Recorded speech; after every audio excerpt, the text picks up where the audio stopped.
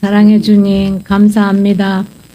오늘도 또한 이렇게 하나님이 김영숙 목사를 통하여서 저를 시킴으로 말미암아 제가 새벽 예배 때 받아서 이렇게 앉았습니다. 물론 3월 달에 한다고 했지만 저를 부르지 않아서 안 하는 줄 알고 있다가 또 하나님이 하라고 하셔서 합니다. 아버지, 저를 주관하여 주시옵시고 아버지께서 말씀도 주시고 또한 아버지께서 경험도 주시어서 하나님이 계획하신 일을 이루어갈 수 있게 도와주시옵소서. 감사를 드립니다.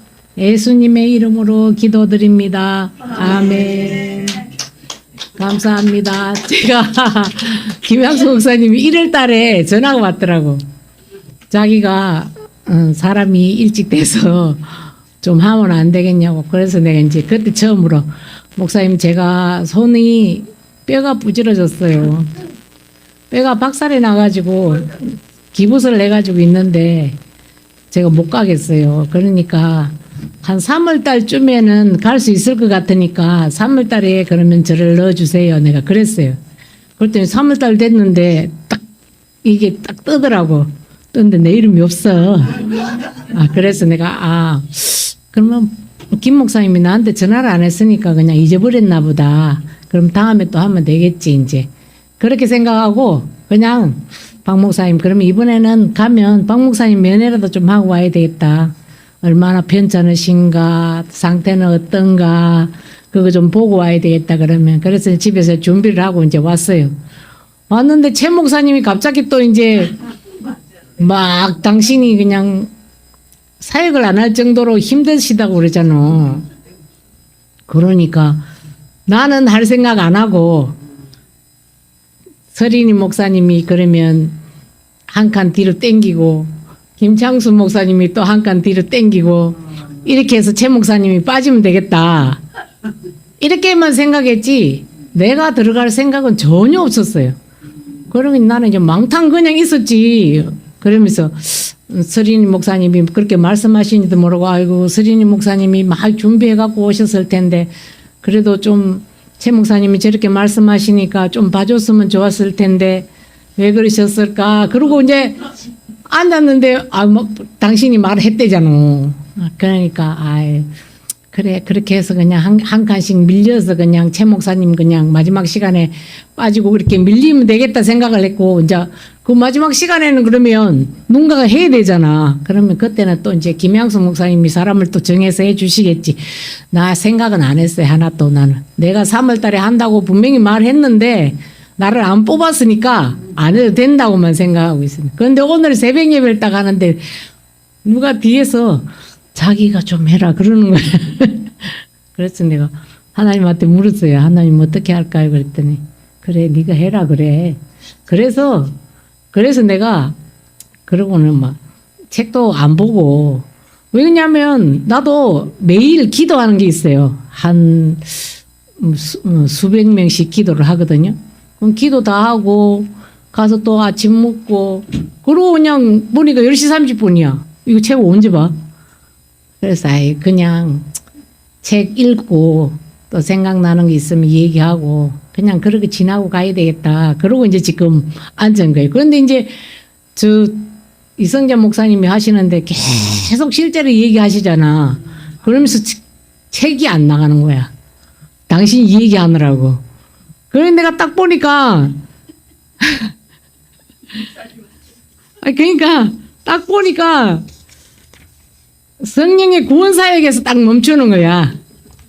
구원사역에 거기에 위에 단락에서 딱 멈추시는 거야. 그래서 내가 그러면 나는 그 밑에서부터 해야 되겠네. 나는 은사가 없다고 생각했어요. 은사가 전혀 없는 거라고 생각해. 옛날에 우리가 김양수 목사님하고 기도회 할 때 그때 이제 5년을 사역을 했었잖아요. 5년. 사역을 할 때 내가 손을 얹으면 낫는데. 아멘. 그래서 내가 엄마나 나도 그러면 은사가 있나? 내 속으로 나도 은사가 있나? 내가 은사가 있나 그러면? 그런데 다른 사람이 손을 대면 그냥 썩 지나가는데 내가 손을 딱 대면은 감이 틀린대. 어떤 사람이 나보고. 그래서 내가 나도 그럼 은사가 있나? 내 속으로 그렇게 생각만 했어요. 그런데 그 이제 기도하는 기간 동안에 누구가 딱 이렇게 가서 딱 손을 딱 얹으면 말씀이 딱 나오는 거야. 그러면서 내가 손을 더 이렇게 얹으면 지우고 받았다는 거지. 그래서 내가 나도 은사가 있나 보다. 그러고 이제 우리가 5년 동안 그걸 하고는 그만두고 그러고 내가 사역을 안 했잖아. 안 하면서 집에서 이제 계속해서 예배 드리고 우리는 왜 그러냐면 남편 혼자 집에 있으니까 남편이 그리고 그거 하지도 않아요. 그러니까 병원에서는 이제 신장염이 있고 또 허리도 좀 안 좋고 또 음성도 좀 이렇게 컬컬한 게 있다고 그렇게 얘기해서 항상 집에서 그냥 약 먹고 이렇게 이제 조용히 견디고 있는 그런 사람이거든요. 그런데 이제 사람은 크고 웅장해요. 아주 몸무게가 100kg 나가요. 그러니까 얼마나 키도 크고 그러니까 얼마나 사람이 크냐고. 큰 사람이니까 밖에서 남이 볼 때는 굉장히 건강하고 튼튼한 사람으로 보이는데 이제 병원에 4개월에 한 번씩 이제 여기 서울대병원에 가거든요. 저희 며느리가 이제 서울대병원에 있어가지고 그 가서 하면 이제 검사하면은 잘 유지되고 있다고 그렇게만 얘기하고 그래서 이제 4개월에 한 번씩 가서 약 타와서 그냥 먹고 집에서 이제 이렇게 지내는데 이제 요번에 내가 손을 다쳤잖아. 그러니까 2달 동안을 2달 한 20일 동안을 자기가 일을 하면서 화를 안 내요. 짜증도 안 내고 자기가 당연히 해야 될 일이라 생각하고 하는 거야. 그러니까 난 또 더 미안하지. 왜 그러냐면 오른손을 다쳤으니까 내가 왼손을 다쳤으면 오른손으로 하면 되는데 왼손을 다쳤으니까 아무것도 못하는 거예요. 오른손 제비니까. 그래도 내가 그냥 당신이 고생한다고 힘썼다고 또 설거지하고는 본인이 이제 설거지를 해야 되잖아. 설거지하고 나면 설거지 한다고 애썼다고. 그러면 자기는 허리가 아프다고 또 이래. 그럼 내 허리 두드려준다고. 그럼 막 이제 왼손으로 오른손은 못하니까 왼손으로 막 허리를 막 이렇게 두드려 주면 시원하다는 식으로 그런 식으로 얘기를 하고 이제 그랬었거든요. 그래서 남편이 내가 요번에 여기 오면서도 남편 걱정을 안 하고 왔어요. 옛날에는 뭘 만들어 놓고 올까? 뭘 해놓고 올까? 맨날 그게 걱정이었어. 점심은 당신 뭐 먹을 거야? 저녁은 어떻게 할 거야? 맨날 이렇게 얘기하고 왔는데 자기가 해봤잖아. 요번에. 근데 밥만 많이 해서 냉장고에다 넣어놓고 여보 내가 밥은 해서 이렇게 여놨으니까 밥하고 그러면 반찬하고 당신 챙겨서 잡수세요. 내가 이랬더니 걱정하지 말고 나보고 가래. 자기가 뭐 사 먹든지 뭐 해 먹든지 뭐 그거는 나한테 신경 쓰지 말해. 그러면서 그게 이제 버릇이 하나 바뀐 거야. 자기가 한다는 게. 왜 그러냐면 옛날에는 내가 무조건 저녁까지 다 챙겨놓고 왔었어요. 그리고 간식은 뭐 먹었어요. 여기 서린이 목사님 얘기하는데 저 목사님도 다 챙겨놓고 오시는구나. 나도 싹 다 챙겨놓고 간식까지 다 챙겨놓고 왔었는데 요번에는 오면서 아무 말도 안 하고 잘 다녀오세요 나보고 그러더라고. 그래서 내가 잘 다녀오겠습니다. 그러고 그냥 왔어요. 자기가 알아서 다 하겠다고 신경 쓰지 말고 그냥 가래. 그러면서 나보고 딱 첫째 주 그게 월화가 딱 되니까 당신 요번에는 용인 안 가? 나보고 그래요. 그래서 내가 가야지. 가기는 갈 거야 그러면? 가야지. 그러면 이제 손도 기부스를 풀어갖고 이제 그거 받으면 치료만 조금 받으면 되는데 이럴 때 그러면 가야지. 뭐 옛날에는 손이 이렇게 기부스를 했으니까 저 여자 전 기부스를 해가지고 어디를 저렇게 돌아다니냐 사람들이 그렇게 얘기할까봐 내가 못 왔지만 장갑 딱 끼고 가면은 사람들 몰라 아무도. 그러니까 그냥 가야지. 그러고 자기가 먼저 나 안 가냐고 물어보는 거예요. 그래서 내가 이번에 이렇게 왔거든요. 와서 이제 잠을 자고 또 귀한 하나님 말씀들도 듣고 또 박 목사님도 면회 가서 또 만나고 좋은 일을 다 했습니다. 그래서 지금 오늘 제가 이 성경 말씀을 그냥 읽을 테니까 함께 읽고 그중간에 또 생각나는 게 있으면 제가 말씀드리겠습니다. 50쪽 둘째 단. 먼저 에스겔서 36장 25절 27절에 보면 맑은 물로 너희에게 뿌려서 너희로 정결케 하되 곧 너희 모든 더러운 것에서와 모든 우상을 섬김에서 너희를 정결케 할 것이며 또 새 영을 너희 속에 두고 새 마음을 너희에게 주되 너희 육신에서 굳은 마음을 제하고 부드러운 마음을 줄 것이며 또 내 신을 너희 속에 두어 너희로 내 율례를 행하게 하리니 너희가 내 규례를 지켜 행할지라고 약속하신 말씀인데 이 말씀은 먼 훗날 예수 십자가 사건 이후에 나타날 오순절 성령 강림을 내다보면서 하신 것이라 말하고 있습니다. 저도 이제 이 말씀을 읽었을 때 보면 저도 처음에 아시아교회 다니기 전에 목동 제일교회 다녔거든요. 제가 목동 아파트 살았거든요. 그 다닐 때 저는 이 훈련 받으러 나올 때 굉장히 잘 돼가 있는 사람인 줄 알았어요. 그런데 강야 7단계더라. 강야 7단계, 강야 7단계, 광야. 강야 7단계도 그래서 내가 물어봤어. 저 강야 7단계요? 내가 그게 뭔데요? 이렇게 물어봤더니 강야 7단계는 아직 구원을 안 받은 거래. 강야니까. 그래, 거기서 그렇게 얘기하더라고. 그래서 내가, 어머, 이상하다. 나는 너무나 잘 됐다고 나는 한 가난, 뭐, 이 정도는 갔는 줄 알았더니, 강야 7단계요. 그러고는 이제 이 훈련을 2023년 7월 달부터 제가 훈련을 시작했습니다.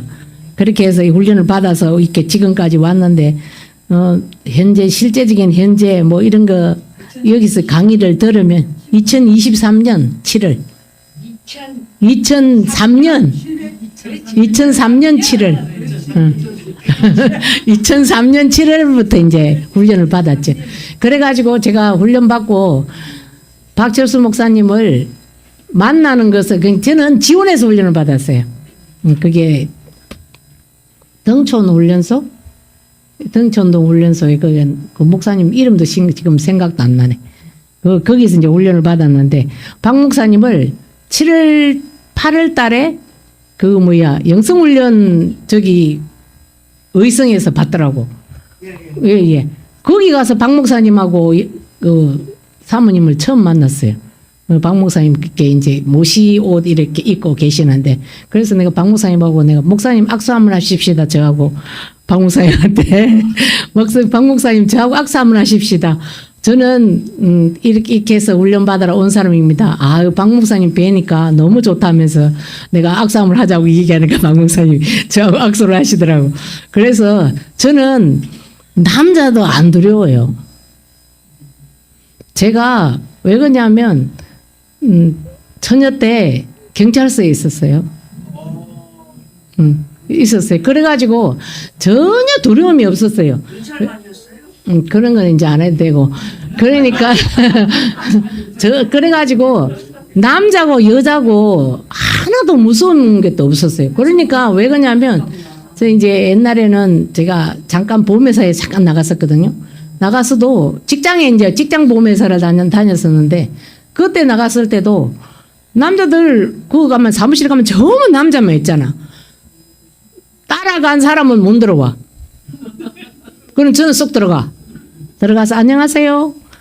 저 이렇게 해서 왔습니다. 그러면서 이제 혹시 예수 믿으세요? 안 믿는다고 그래. 예수 믿으셔야 되는데 예수를 왜 안 믿으세요? 너무 좋은데요. 그러면서 이제 복음을 전가하고 다니면서 계속 복음을 전가하는 거야. 가는 데마다 복음을 전가하고 보험을 안 팔고 보험을 전가하니까 너무 당당한 거야, 내가. 좀 한 개 좀 들어주세요. 이렇게 얘기하면 그 사람들이 싫어요. 안 들어요. 이렇게 말할 텐데 가는 데마다 전도지를 이제 갖고 제 가방에는 전도지가 있었거든요. 그걸 이제 갖고 가서 전도지 이렇게 주면서 혹시 예수 믿으세요? 그러면 안 믿는다고 그래. 예수님 믿으셔야죠. 어떻게 예수님을 안 믿으세요? 너무 좋아요. 예수님 믿으면요. 정말 좋습니다. 예수 믿으면. 그러면서 이제 그걸 한 장 주면 어떤 사람은 그거를 이렇게 유리 깔아놓은 그 밑에다가 딱 끼워 놓는 사람도 있고 또 어떤 사람은 그냥 이렇게 쓱 밀고 이러는 사람도 있고 이랬더라고. 그러니까 그때부터 이제 복음을 증거하게 했는데 강화문 그 사거리 지하도 거기서도 제가 복음을 증거했어요. 왜 그러냐면 그거 서서 이렇게 전도지를 줬어요. 전도를 주는 게 아니고 주보를 주는 거예요. 거기서는 주보를 주면 받아가지고 받기는 다 받는데 그거를 나중에 이렇게 나가서 보면은 바깥에 가면은 막 떨어져 있더라고. 아, 여기서 전도하면 안 되겠다. 이 복음제들이 저 사람들이 전부 다 밟고 지나가는구나. 여기서는 전도하면 안 되겠네. 그래서 내가 이제 빌딩에 다니면서 전도를 한 거야. 그러니까 빌딩 다니면서 전도를 하니까 복음은 자동으로 팔리더라고. 그래서 열심히, 그러니까 우리 그 목동제일교회 원로 목사님이 김대인 목사님인데 그분이 항상 그랬어요. 모든 사람들한테 혹시 가정주부든지 해갖고 직장에 나갈 사람 있으면 나한테 가서 물어보고 와서 직장에 가라고. 그렇게 할 정도로 담임 목사님이 이렇게 나를 많이 세워주셨어요. 그렇게 해서 제가 복음을 많이 다니면서 증거하다가 보니까 그러니까 복음은 자동으로 이렇게 팔려서 정말 많은 업적을 올려서 정말 돈도 많이 벌었어요. 목동 아파트를 제가 샀으니까 돈을 벌어서. 그러니까 그렇게 해서 열심히 벌어서 정말 돈도 많이 써봤고 이렇게 지나가다가 옷이 하나 마음에 들면 이거 얼마예요 물어보면 100달 이상으로 이렇게 얘기하면 주세요. 제가 살게요.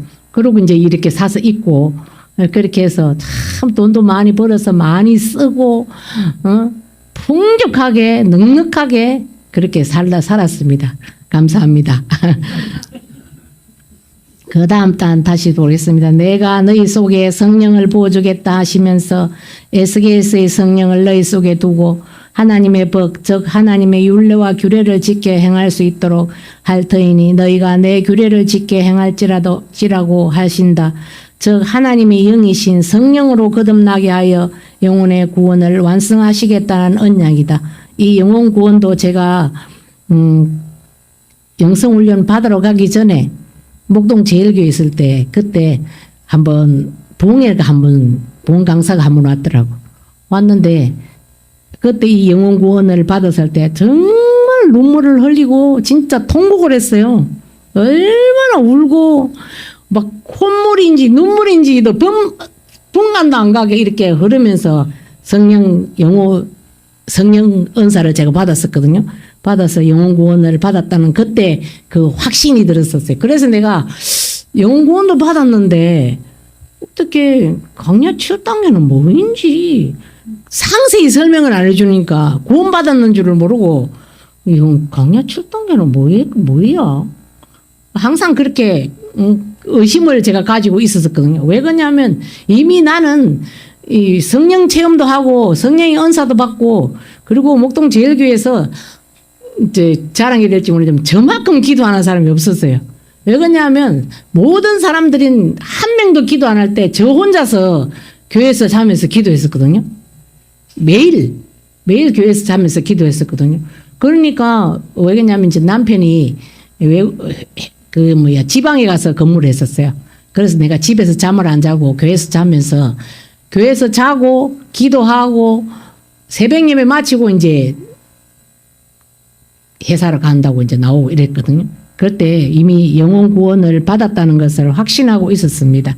그리고 이번 성령의 은사 사역, 성령의 외적인 사역에 대해서는 요엘서 2장 28절로 32절에 보면 그 후에 내가 내 신을 만민에게 부어주리니 그때 내가 또 내 신으로 남종과 여종에게 부어줄 것이며 에서 만민이라는 말이 원문에 보면 모든 육체라고 설명하고 있다. 그 앞절에 보면 그 후에 내가 이 내용들을 예수 십자가 사건을 아주 신약적으로 말하면서 그런 일이 있은 그 후에 내가 만민에게 성령을 부어주겠다는 말이다. 사도행전 2장 16절로 17절에서 인용하기를 이는 곧 선지자 요엘로 말씀하신 것이니 일렀으되 하나님이 가라사대 말세에 내가 내 영으로 모든 육체에게 부어주리니라 했는데 이는 곧 성령의 권능이 은사를 모든 육체에 부으시겠다는 약속이라고 말합니다. 여기에서도 이제 보면은 성령의 은사 사역에서도 보면은 저도 이미 아시아 교회 가기 전에 목동 제일교회에서도 이 부분들을 경험했습니다. 경험했었고 그리고 또 모든 육체에 부어주시는 것도 이미 경험을 하고 다 모든 걸 느끼고 받아들이고 경험했기 때문에 제가 아시아 교회를 이렇게 딱 돌아서서 같이 이런 것들이 없었으면 안 갔을 거예요. 왜 그러냐면 목동 제일교회는 거의 전 성도가 1000명이면 1000명이 다 11조를 다 해요. 왜 그러냐면 목동은 단지가 새로 생긴 단지잖아. 그러니까 외부에서 이렇게 사람들이 들어와서 온 사람들이기 때문에 교회에 나오는 사람은 처음 나오는 사람은 한 명도 없었어요. 다 교회에 다니다가 온 사람들이니까 다 11조 교인이야. 그리고 우리는 교회를 지어서 거기 갔는데 새로 이제 제가 나오고 나서 새로 교회를 지을 때도 단돈 10원도 빚이 없이 교회를 지었대요. 모든 사람이 다 11조를 하니까. 왜 그러냐면 거기는 잘 살잖아요. 집이 비싸잖아요. 그러니까 11조도 하면은 굉장히 많이 하는 거야. 우리는 뭐 11조 뭐 한 100만 원, 200만 원, 한 300만 원 이렇게 해서 20만 원, 30만 원 이렇게 하지만 거기는 11조를 100, 1000 그보다 더 많이 하는 사람들 더 많았어요. 왜 그러냐면 사업하는 사람들은 굉장한 수익이 나오잖아요. 그래도 그 사람들이 다 11조 하니까 엄청난 수익이 들어오는 거야. 그래가지고 물론 그때 이제 목동제일교회에서 여자들 가운데서는 제가 11조를 제일 많이 했어요. 왜 그러냐면 이제 나가서 버니까 몸에서 버니까. 그래서 이제 누가 나한테 물어보더라고. 아니 집사님 그때는 제가 집사였거든요. 집사님은 어떻게 그렇게 11조를 많이 하세요?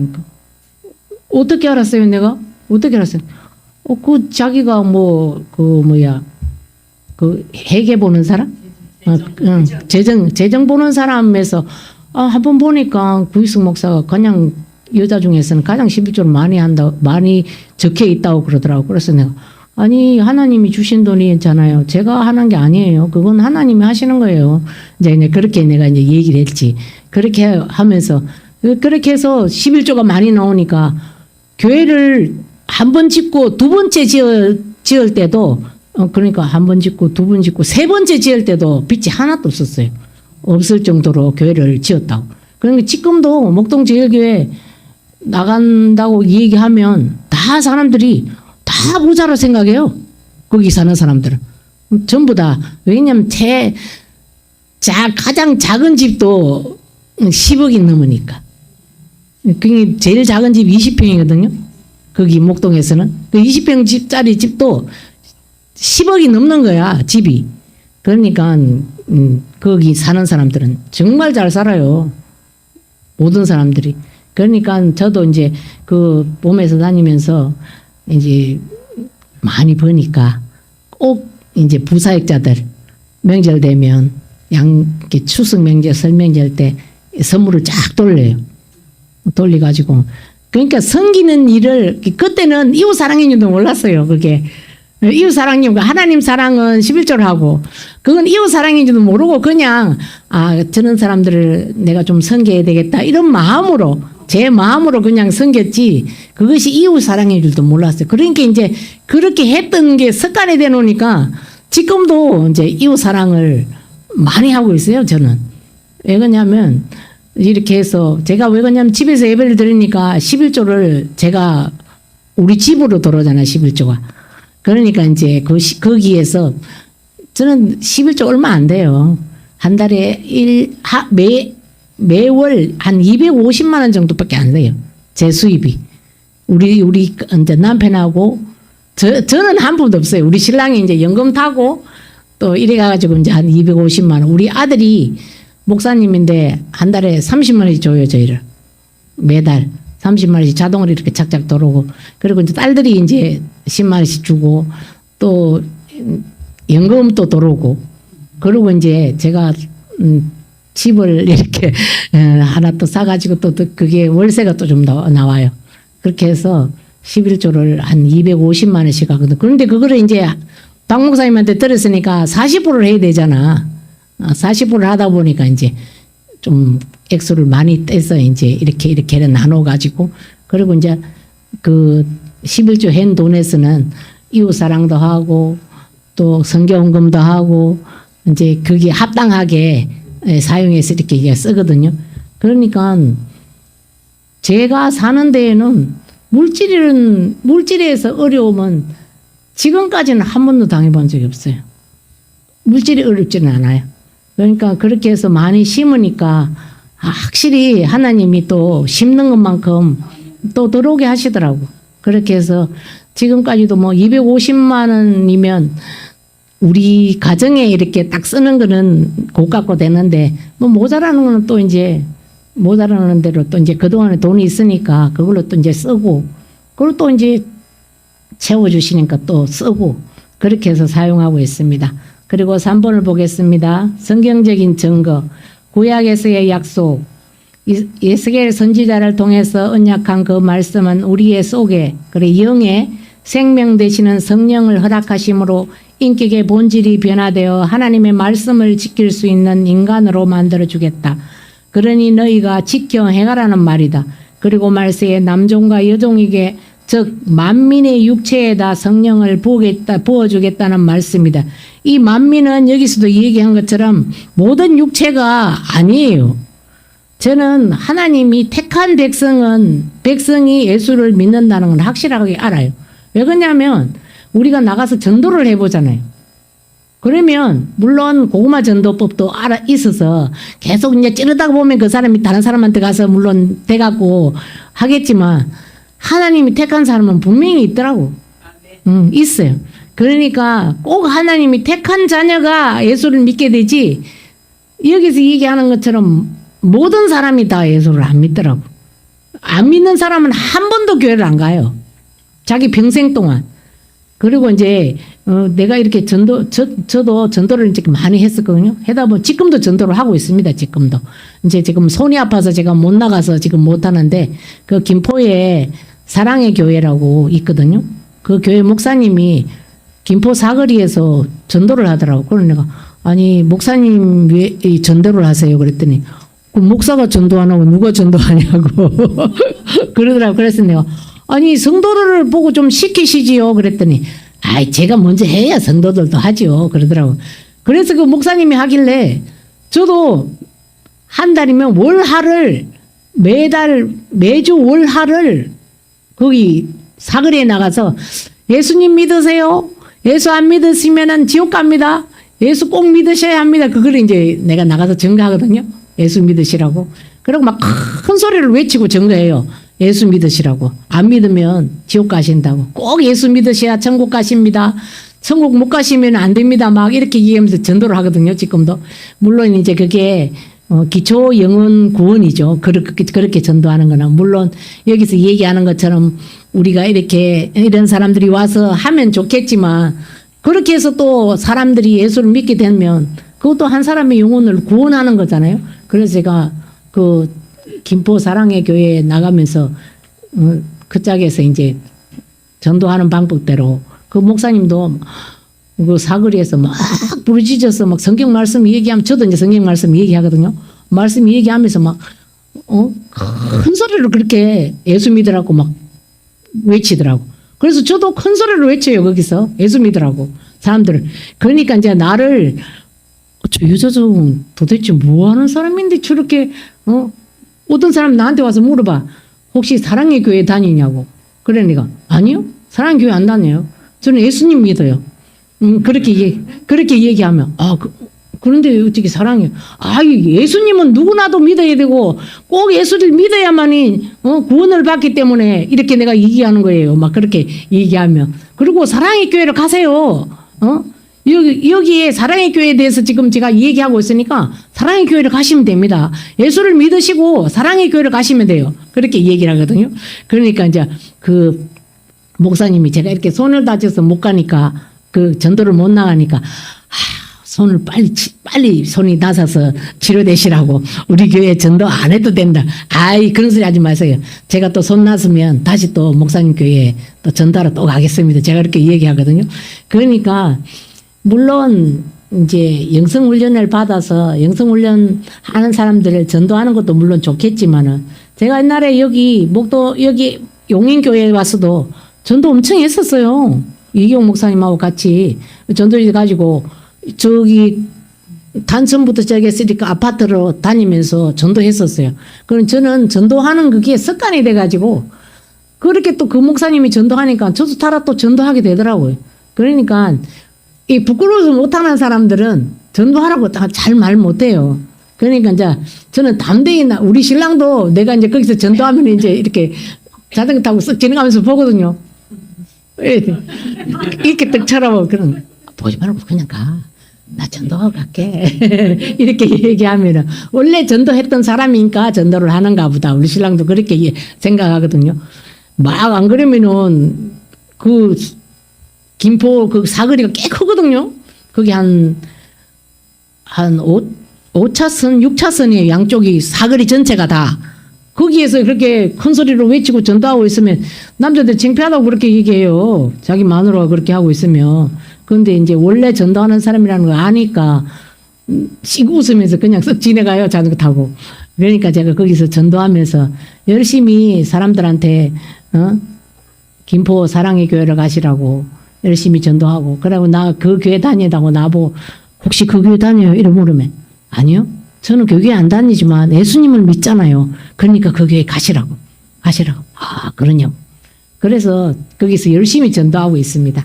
그리고 또 이번 복음서에서 예수님의 증거 신약에 와서 주님께서 하신 말씀을 살펴보면 예수께서 십자가에 죽으시고 부활하신 후에 제자들에게 나타나 말씀하시기를 너희에게 평강이 있을지어다. 요한복음 20장 19절 하시고 24심에 가라사대 성령을 받으라.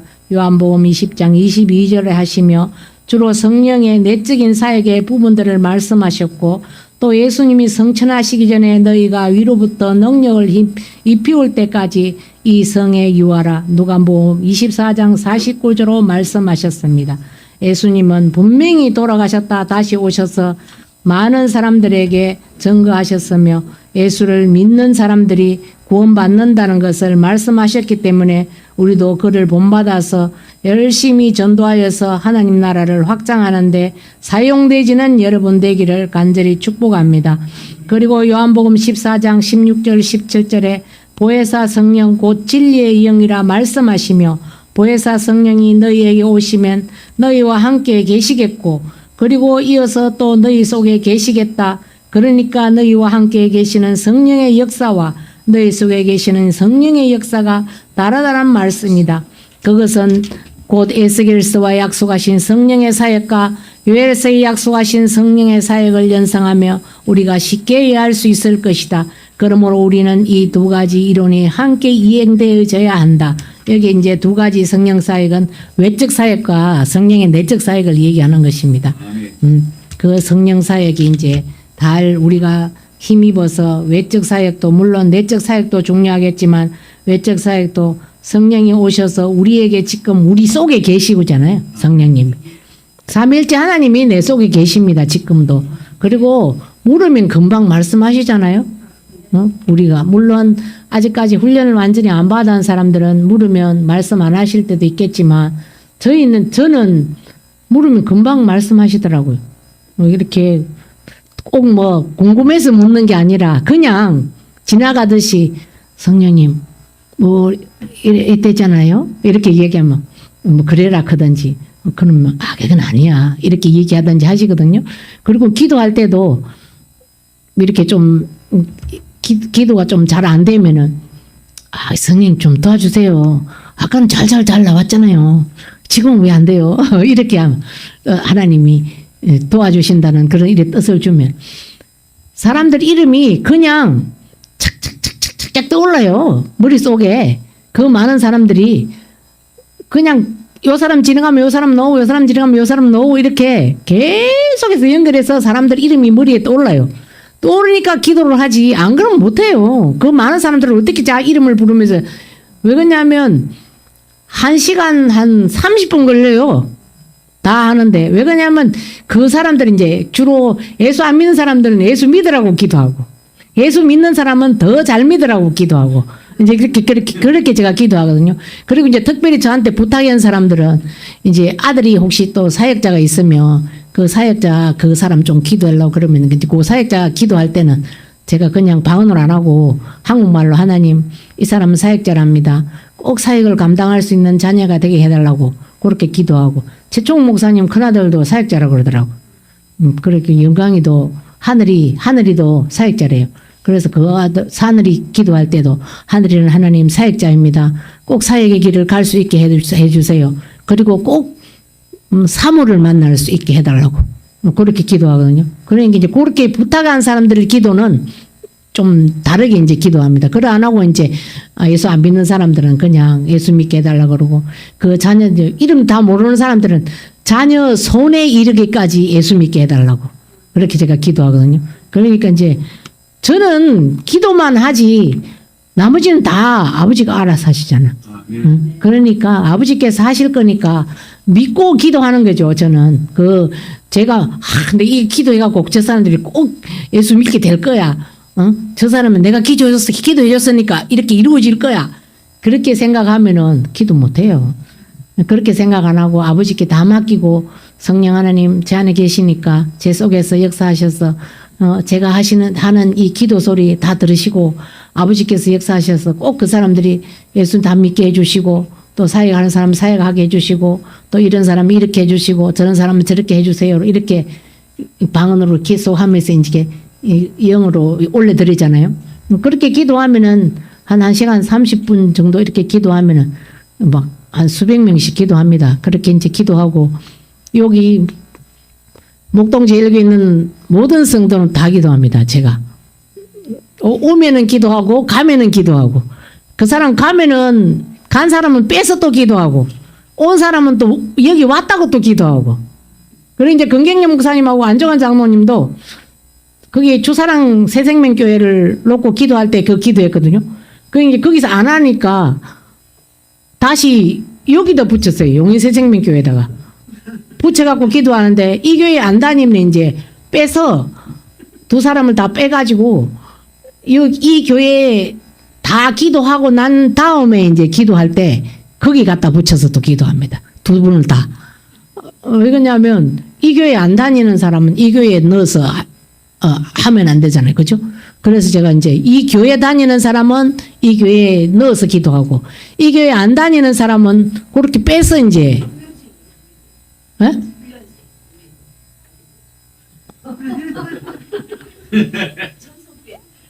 전성교회 기도 안 했어요.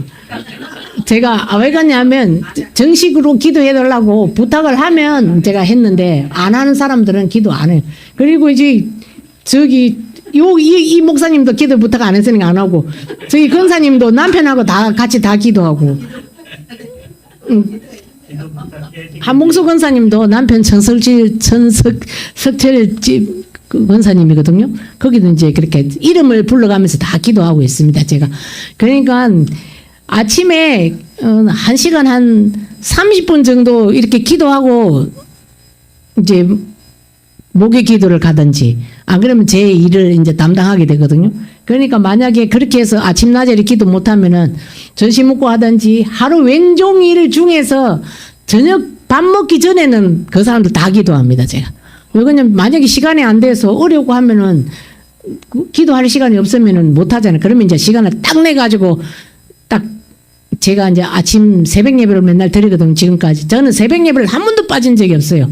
집에서도 꼭 새벽 예배를 드립니다. 새벽 예배 시간 하고 나서 이제 바로 기도 시작하거든요. 그러니까 이제 그 시간에 기도 못하면 시간을 딱 내 가지고 그 자리에 딱 가서 그렇게 이제 방언으로 이제 기도를 합니다. 그렇게 기도 부탁을 받은 사람도 물론 해야 되지만은 저는 기도의 사명이 있어요. 제 이제 달란트에 기도 사명이 있어요. 그래서 제가 열심히 기도합니다. 그러니까 뭐 그렇다고 해서 다 저한테 기도 부탁하라는 게 아닙니다. 그러니까 그렇게 해서 기도하고 있습니다. 2번 복음서 예수의 증거. 신약에 와서 주님께서 하신 말씀을 살펴보면 예수께서 십자가에 죽으시고 부활하신 후에 제자들에게 나타나 말씀하시기를 너에게 평강이 있을지어다 하시고 숨을 내쉬며 가라사대 성령을 받으라고 하시며 주로 성령의 내면적 사역의 부분을 말씀하셨고 또 예수님이 성천하시기 전에 너희가 위로부터 능력을 입혀올 때까지 이 성에 유하라고 말씀하셨다. 여기 읽었네. 그리고 요한복음 14장 16절 17절에 보혜사 성령 곧 진리의 영이라 말씀하시며 보혜사 성령이 너희에게 오시면 너희와 함께 계시겠고 그리고 이어서 또 너희 속에 계시겠다. 그러니까 너희와 함께 계시는 성령의 역사와 너희 속에 계시는 성령의 역사가 다르다는 말씀. 요것도 읽었네. 그러면 사도행전의 증거를 보겠습니다. 예수님께서 사도행전 1장 4절에 5절에서 아버지의 약속한 것을 기다리라. 너희는 몇 날이 못되어 성령으로 세례를 받으리라. 다시 말하면 구약의 선지자들을 통해서 아버지가 약속하신 성령을 기다리라는 것이다. 이 말은 예수님이 세례 요한에게 한 이야기를 인용한 것이 아니라 하나님이신 예수님께서 설명하신 것이다. 그래서 사도행전 1장 8절에서 오직 성령이 너희에게 임하시면 너희가 권능을 받고 예루살렘과 온 유대와 사마리아와 땅 끝까지 이르러 내 증인이 되라고 하신 것이 아니고 되리라고 하셨었거든요. 그리고 사도행전 2장 1절 4절에서 보면 그들은 120문도들은 다 같이 한 곳에 모여 간절히 기도할 때 호련히 하늘로부터 급하고 강한 바람 같은 소리가 함께 저희가 앉은 온 집에 가득하며 불의 해같이 갈라지는 것이 저에게 보여 각 사람 위에 임하여 있더니 저희가 다 성령의 충만함을 받고 성령의 말하게 하심을 따라 다른 방으로 말하기를 시작하니라고 기록하고 있다. 그런데 여기서 두 가지 역사가 동시에 나타났다. 그래서 베드로 사도가 사도행전 2장 16절과 17절에서 설명하면서 말하기를 이 나타난 오순절 사건이 요엘 선지자를 통하여서 만면에 부어주이라 약속하신 성령의 은사가 나타난 것이라고 증거하는 것이다. 여기 이제 성령의 이중적 사역을 여기서 얘기하는 겁니다. 내적 사역과 외적 사역을 다 말하고 있는 것입니다. 4번 서신서에서 나타난 사도들의 증거. 바울이 고린도 교회에서 편지를 하면서 고린도전서 12장 13절에 성령으로 세례를 받아 한 몸이 되고 또 같은 성령으로 마시게 했다고 성령을 마시는 물로 비유하고 또 물로 비유해서 씻는 것으로 설명한다. 여기서 성령을 마시는 것으로 비유하는 것은 속으로 다 들어가 생명이 되게 하는 성령의 사역을 의미하는 것이고 씻어서 깨끗하게 하는 것은 비유하는 것으로 그 껍데기를 새롭게 변화시키는 성령의 은사 사역을 의미하는 것이다. 그래서 성령의 9가지 열매 갈라디아서 5장 22절로 23절을 말하고 성령의 9가지 은사 고린도전서 12장 8절로 10절을 말하고 있다. 이렇게 역사하시는 성령의 구원 역사는 이중적 사역으로 중생의 사역과 성화의 사역으로 구분할 수 있다. 이건 이미 우리가 다 되고 있는 줄로 지금도 믿고 있습니다. 이 이중 사역이 안 되는 분들은 열심히 이 훈련을 받아서 이중 사역이 잘 실천되어질 수 있기를 간절히 부탁드립니다. 성경의 원문 문자적 의미에서 증거. 성경에는 성령 충만이라는 단어가 두 가지 의미로 나타나고 있는데 사도행전 2장 2절 말씀을 살펴보면 호련히 하늘부터 급하고 강한 바람 같은 소리가 있어 저희 앉은 온 집에 가득하며 라고 하였고 4절에서는 저희가 다 성령의 충만함을 받고 성령이 말하게 하심을 따라 다른 방언으로 말하기를 시작하니라 하셨습니다. 여기서 관찰을 해보아야 할 것은 2절에 나오는 가득과 4절의 충만이 두 단어이다. 여기서 이 두 단어는 어감상 비슷하거나 같은 말인 것처럼 보여지지만 이 두 단어를 분석해보면 완전히 다르게 나타납니다. 이게는 가스통에 가스가 가득 찬 거하고 그리고 성령 충만한 것은 우리가 항상 뭐라고 얘기해야 될까? 방언도 물론 말하는 것도 성령 충만에 대해서 해당이 되겠지만은 여기서 충만하다는 얘기는 어떤 걸로 표현이 될까? 성령 충만. 성령 충만하다는 것도 제가 지금 말이 잘 안 나옵니다. 2절에 나오는 가득이라고 요 밑에 나오네요. 어근에 나온 블레스와 형용사로서 가장 충만해 있는 것을 가리키고 있으며 4절에 나오는 충만 이 단어는 기본어, 플레어, 중복형, 핀플렘이 영향을 주다의 뜻을 가지고 있다. 그러나 이 두 단어가 말하고자 하는 의미가 완전히 다르다는 것을 발견할 수 있다. 다시 말해서 2절에 가득 플레스는 내적인 생명, 그러니까 나무에 수액이 흐르는 것을 얘기하는 겁니다.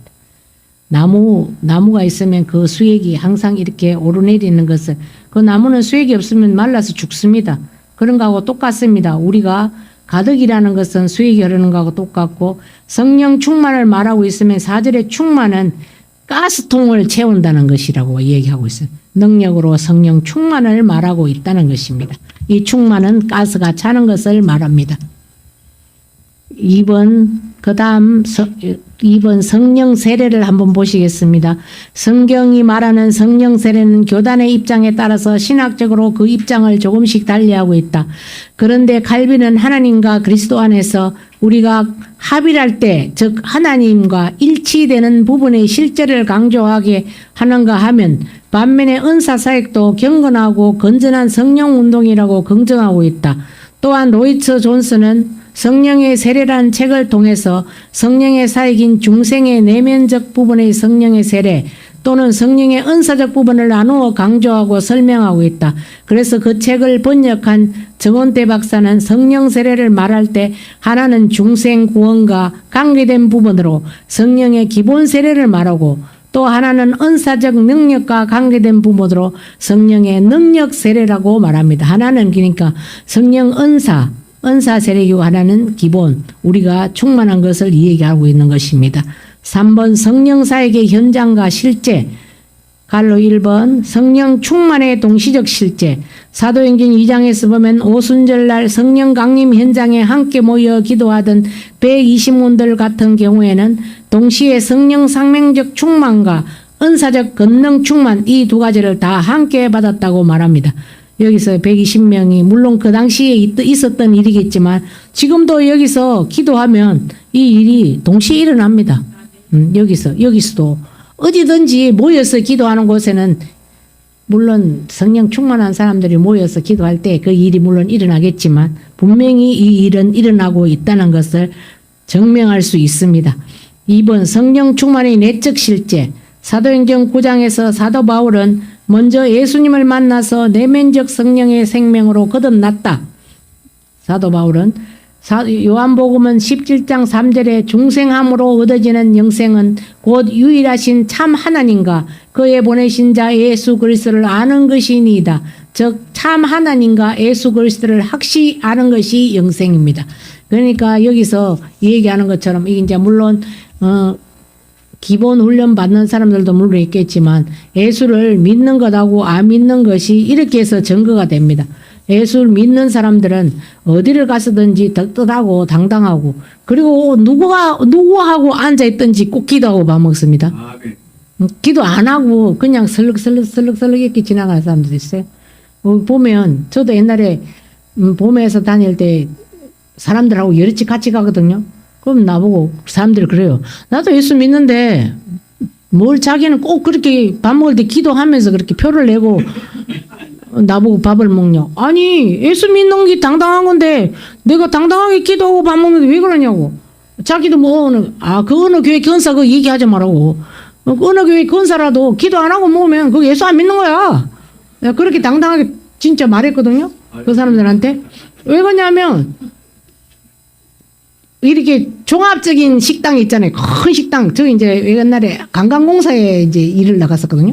관광공사에는 4층에 보면 그 직원들이 내려와서 밥 먹는 데가 있어요. 거기 가서 내 밥을 몇 번 먹어봤거든요. 그런데 설렁설렁 기도 안 하고 먹는 사람들 진짜 많아요. 그리고 신우회를 제가 했었거든, 거기서도. 신우를 했는데 신우회에 모여있는 사람 있어요. 분명히 저 사람 신우회에서 봤는데 왜 기도 안 하고 밥 먹지? 그 사람들은 부끄러워서 기도 못 하는 거예요. 뭐 부끄러워. 예수 믿는 것이 얼마나 당당하고 좋은 것인데. 그래서 내가 이제 그 사람이 이제 책상에 이렇게 쓱 지나가면서 아니 왜 식당에서 밥 먹을 때 기도 안 하고 밥 먹어? 뭐 아이라. 예수 믿으면 당당하게 믿어야지. 왜 예수 믿는 사람이 예수 믿는다고 말을 못해요? 그 당당하게 나는 예수 믿어 이렇게 딱 표시하는 거야. 그거는 이렇게 하지 마세요. 기도하고 밥 먹으세요. 내가 그렇게 당당하게 이해한다고. 그러면은 다음 꼭 기도하겠다고. 그렇게 얘기하는 사람들도 많았어요. 왜 그러냐면 한국관광공사에는 그 정부에서 말하는 공무원이잖아. 공무원들이니까 안정된 직장이니까 이런 회사 다니는 데하고 좀 달라요, 사람들이. 그러니까 당당하게 기도하고 밥 먹어야지 왜 기도를 안 하고 밥 먹냐고. 어? 그러니까 예수 믿는 것이 부끄러운 것이 아니에요. 예수 믿는 것이 얼마나 즐겁고 좋은 것인데, 난 예수 믿는 사람입니다. 누가 봐도 난 예수 믿는 사람입니다. 이렇게 기도하고 먹으면 내 생각도 떳떳하고 내 행동도 떳떳해지고, 어디를 가든지 난 예수 믿는 사람이라고 밝힐 수 있는 것이 얼마나 내 삶에 큰 도움이 되는 건데, 절대로 그러지 말고 꼭 기도하고 밥 먹으라고 내가 그렇게 얘기하면, 알았다고. 다음부터는 기도한다고. 그런데 그 사람 또 기도 안 해. 기도 안 하고 또 밥 먹더라고, 보면. 몇 번 가서 내가 거기서 식당에서 같이 밥 먹으면서 보면, 신호에 나왔다가 이제 나올 때는 그 사람이 신호에도 참석하긴 하는데, 자기는. 그런데 그래서 식당에서 밥 먹을 때는 기도 안 하고 밥 먹는 사람들 많더라고. 그러니까 뭐 거의 그 직원들이 거의 한 1,000명 정도 되거든. 1,000명 정도 되면 한 500~600명 정도는 그 식당에서 밥을 먹거든요. 밥을 먹는데 막 찾아 밥 먹어요, 막. 그런데 보면 내가 이제 따라 이렇게 보면은 기도 안 하고 먹는 사람들도 많더라고. 그러니까 기도 안 하면 안 돼요. 그러니까 우리 아들도 내가 우리 집에 오면은 밥 먹을 때 기도 안 하더라고. 그런데 자네는 왜 기도 안 하고 밥 먹어? 내가 속으로 기도했잖아. 그래서 뭐 속으로 기도해? 당당하게 기도하고 밥 먹어. 애들도 기도를 가르쳐. 기도하고 밥 먹으라고. 그러니까 이제 우리 며느리가 기도하고 밥 먹으라. 그러면 애들이 기도하고 밥 먹어. 진짜 그런다고 그렇게 한다고. 그러니까 요즘엔 목사들도 저 바깥에 목사님들은 기도 잘 안 해. 보면. 그래서 맨날 우리 아들 놓고 이제 기도할 때는 우리 박 목사는 꼭 누나들 가정을 위해서도 기도하게 해주시고, 물론 자기 가정은 자기가 기도하겠지만, 누나들 두 박집사를 위해서 기도하게 해주세요, 하나님. 그리고 이제 그 사역을 놓고도 기도하고, 우리 며느리 이렇게 기도할 때 우리 며느리도 저것만 기도하지 말고 꼭 누나들 가정을 위해서도 기도하게 해달라고. 내가 그렇게 꼭 그렇게 말하고 기도해요. 하고 얘기해요. 왜 그러냐면 바깥에서 목회하는 목사님들은 기도 안 하고 먹나 봐. 우리 딸들도 나보고 기도 안 하더라고. 그러니까 열심히 기도하고 정말 당당하게 살아서 나는 예수를 믿습니다 하고 어디든지 가서 당당하게 이야기할 수 있는 저와 여러분이 될 수 있기를 간절히 부탁드립니다. 감사합니다.